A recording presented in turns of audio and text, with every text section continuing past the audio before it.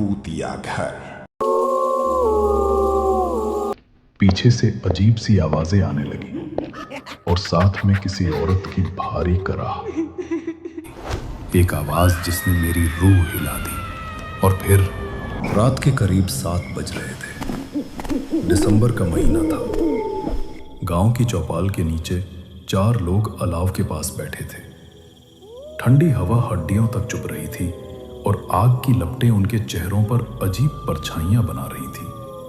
वहां बैठे थे रामकिशन काका, गांव के सबसे बुजुर्ग, सफेद दाढ़ी, झुर्रियों वाला चेहरा, आंखों में पुराना अनुभव और रहस्यों की परछाई। उनके साथ गोपाला और शंकर, दोनों मंझले उम्र के किसान जो रोज रात को यहीं आकर गपशप किया करते थे। और आज साथ में थी चंपा, गांव की वही औरत जो अपने हंसमुख स्वभाव और अंधविश्वासों के लिए जानी जाती थी। काका, कोई अच्छी सी कहानी सुनाइए ना, ऐसी कि रूह कांप जाए। हर बार तो आप वही पुराने किस्से सुना देते हैं, पीपल वाला भूत, पागल चुड़ैल। कुछ नया सुनाइए इस ठंडी रात में। नई कहानी चाहती है तू चंपा? अच्छा तो सुन, आज मैं जो कहानी सुनाने जा रहा हूं वो सिर्फ कहानी नहीं, हकीकत है। ऐसी हकीकत जो इस गांव की मिट्टी में छिपी है और जिसकी खुशबू नहीं, बदबू आती है, खून की। काका की आवाज में कुछ ऐसा था कि तीनों की हंसी थम गई। अलाव की लपटें अब जैसे कमजोर पड़ गई थी और रात कुछ ज्यादा ही शांत लगने लगी थी। ये बहुत पुरानी बात है, जब इस गांव में न बिजली थी न पक्की सड़कें। रात के अंधेरे में बस लालटेन की पीली रोशनी और दूर मंदिर की घंटी गूंजती थी। उस समय इस गांव में एक आदमी रहता था, मधु। बेचारा गरीब मजदूर, दिन भर खेतों में काम करता, दूसरों के लिए मिट्टी जोतता था।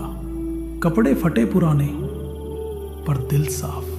बस एक बात अलग थी, उसका घर गांव के बाहर था, पुराने पीपल के पेड़ के पास, खेतों के बीचों बीच, जहां रात को सिवाय झींगुरों की आवाज के कुछ नहीं सुनाई देता था।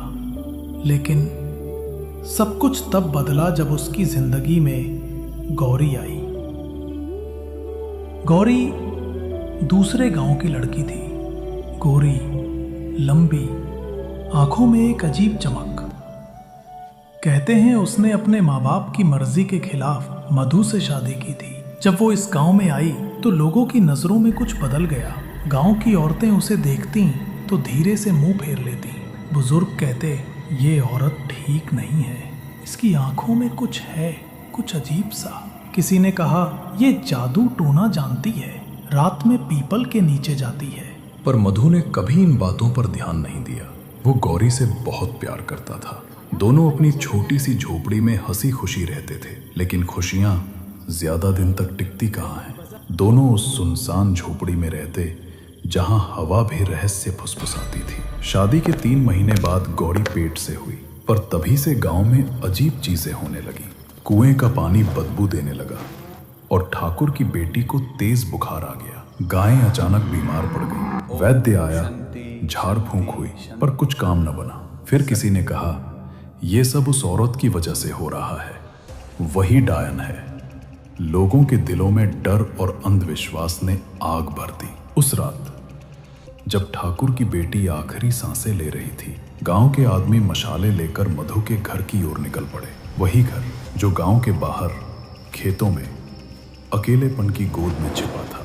मधु और गौरी उस वक्त सो रहे थे। अचानक चीखें सुनाई दी, डायन को जला दो, गांव को उसके पाप से मुक्त करो। मधु भागकर बाहर आया। हमने कुछ नहीं किया, गौरी बीमार है, उसे मत छुओ। पर किसी ने नहीं सुनी। उन्हें झोपड़ी में धकेल दिया गया, दरवाजे बंद कर दिए गए और फिर किसी ने मशाल झोपड़ी पर फेंक दी। आग इतनी तेज थी कि आसमान तक लपटें उठी। लोगों के चेहरों पर डर नहीं, संतोष था, जैसे उन्होंने कोई पाप धो दिया हो। पर उन्होंने नहीं देखा, झोपड़ी के भीतर गौरी ने आखिरी सांस लेते हुए अपने पेट को छुआ और कहा, मैं लौटूंगी अपने बच्चे के साथ, और फिर किसी घर में आग नहीं जलेगी, बस राख रह जाएगी। काका ने जब ये कहा तो चंपा के हाथ कांपने लगे। उसने डरते हुए पूछा, काका, फिर क्या हुआ उस जगह पर? वो जगह आज भी गांव के बाहर है चंपा, पर अब वहां झोपड़ी नहीं, बस राख की मिट्टी है जो हर सर्द रात को फिर से धुआं छोड़ती है। चौपाल पर सन्नाटा छा गया था। काका की आंखें कहीं दूर देख रही थी, जैसे किसी पुराने जख्म की याद ताजा हो गई हो। चंपा ने हिचकते हुए पूछा, काका, आपने कभी उस रास्ते पर कुछ देखा है? मतलब सच में? काका ने धीमी सांस भरी, फिर आग की लपटों को देखते हुए कहा, हाँ बेटी, देखा है। जब मैं तुम्हारी ही उम्र का था तब मैं सिर्फ 22 साल का था, जवान, जिद्दी, किसी की बात नहीं सुनता था। हमारे गांव के पास ही एक बड़ा मेला लगा था, वही सालाना मेला जहां लोग पूरे जिले से आते थे। मैं भी अकेला निकल पड़ा। मेरे कोई खास दोस्त नहीं थे, क्योंकि मैं थोड़ा अपने मन का था। मुझे अकेले रहना पसंद था। शाम को मेला पहुंचा। भीड़, रोशनी, मिठाई, झूले, सब कुछ था वहां। समय का पता ही नहीं चला। और जब मैंने आसमान की तरफ देखा तो चांद पूरा निकल आया था। रात के 10 बज चुके थे। मैंने सोचा अब निकलना चाहिए, वरना घर देर से पहुंचूंगा। तो मैं उसी रास्ते से लौटने लगा जो गांव के बाहर खेतों के बीच से जाता था। चारों तरफ अंधेरा, ठंडी हवा और दूर कहीं झिंगुरों की आवाज। थोड़ी ही देर चली थी कि देखा सड़क किनारे एक चाय वाला बैठा था। पुरानी लकड़ी की मेज, एक लालटेन और पास में सुलगती हुई चूल्हे की राख।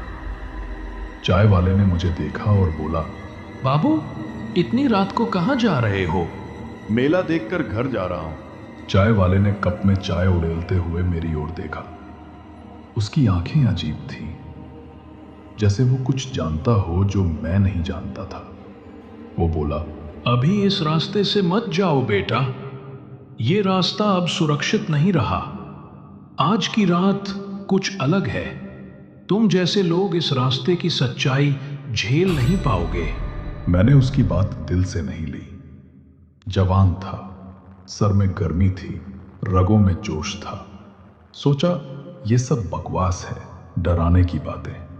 काका ने उस वक्त नहीं जाना कि वही रास्ता, वही रात और वही कोहरा उनकी जिंदगी की सबसे भयानक याद बन जाएगा। मैंने उसकी बात अनसुनी की और निकल पड़ा अपने घर की तरफ। रास्ता लंबा था, लेकिन मुझे कोई डर नहीं था।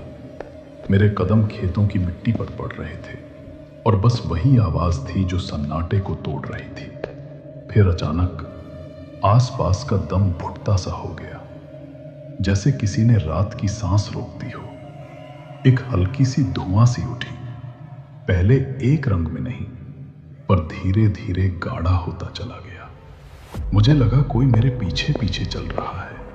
पीछे से अजीब सी आवाजें आने लगी, मानो कौवे चोंच मार रहे हों और किसी ने कुत्तों को इकट्ठा कर दिया हो। उन आवाजों में कोई बचपन की चीखें भी खुल गईं, बच्चों की रोनी सी, और साथ में किसी औरत की भारी कराह। मेरे सीने में हल्का सा डर घुस आया। मैंने कदम तेज कर दिए, पर रास्ता जैसे लंबा ही होता गया। पग पग पर जमीन नहीं खत्म हो रही थी। कोहरा चारों ओर ऐसे घिरा हुआ था कि आगे का कुछ दिखाई ही नहीं दे रहा था। और तभी जंगल की ऊपरी शिकारी से एक आवाज गूंजी, हमने तुम्हारा क्या बिगाड़ा था? पहले तो वो आवाज धीमी थी, फिर तेज होती गई, जैसे कई स्वर एक साथ मेल कर रहे हों। बच्चों का रोना, किसी औरत का कराहना और किसी पुरानी घंटी की झनकार। मेरी पीठ पर हुई आंखें ठंड से भर आईं। फिर अचानक कोई पीछे से मुझे धक्का दे गया। पैर फिसले और मैं जमीन पर गिर पड़ा। धरती की ठंडी खुशबू, ओस और धुएं की तीखी सूंघ चली मेरी नाक में। तभी कोहरे से एक लाल साड़ी का साया उठकर मेरे सामने ठहरा। मैं डरते हुए बोला, कौन हो तुम? कोई जवाब नहीं आया। मैंने फिर पूछा, तुम यहां इतनी रात को क्या कर रही हो? और उसने जवाब दिया। उसकी आवाज धीमी पर इतनी तीव्र कि हड्डियां थरथराने लगी। मैं कौन हूँ? तुम मुझे नहीं पहचानते? हमारा कितना खुश परिवार था, पर तुम लोगों ने हमें जिंदा जलाया। तुम्हारे वजह से मैंने अपना घर खोया, अपना बेटा खोया।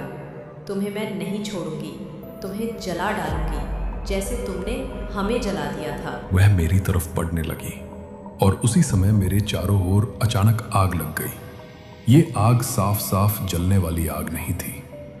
ये एक तरह की मायावी आग थी, हवा में नाचती हुई, कोहरे में चमकती हुई, पर उसका पास आते ही ठंडक बदलकर जलन सी कर देने वाली हो जाती थी।